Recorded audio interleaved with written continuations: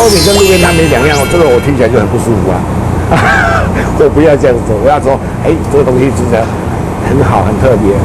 铜板美食葱油饼，李英汉要求每一口都要能吃到满满的葱，入口的葱要香气浓郁，不呛辣苦涩。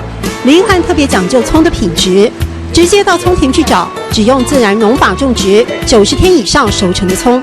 你如果是用那个化学水给它吹哈，有的葱是大概是2个月它就可以拔了，但是不好吃。李英汉要求长期契作的葱农，采收前得先寄一批测试。却还是有进货时品质不如预期的时候。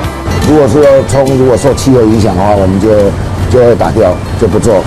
那要按旧填什么雕手？像最近天气不稳定，后来我会样向工作进度啊，就影响到工作进度。不，你在这关就先退。对，品质不好不能让步，达不到他要的100分不能出货。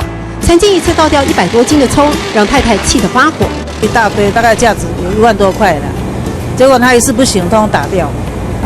因为那一批刚好接到它吃到雨水，它葱会发芽，发芽会产生苦味啊，苦味就不行了。难怪儿子私下也抱怨爸爸没有成本概念。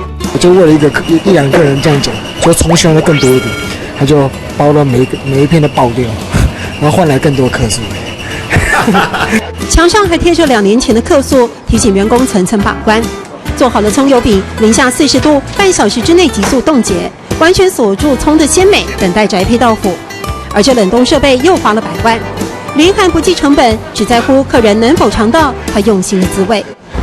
宁愿被家人骂太龟毛，老板还是很坚持。我们也从一块葱油饼当中看到十足的用心。要按旧填什么 sale song， 要用工作精突。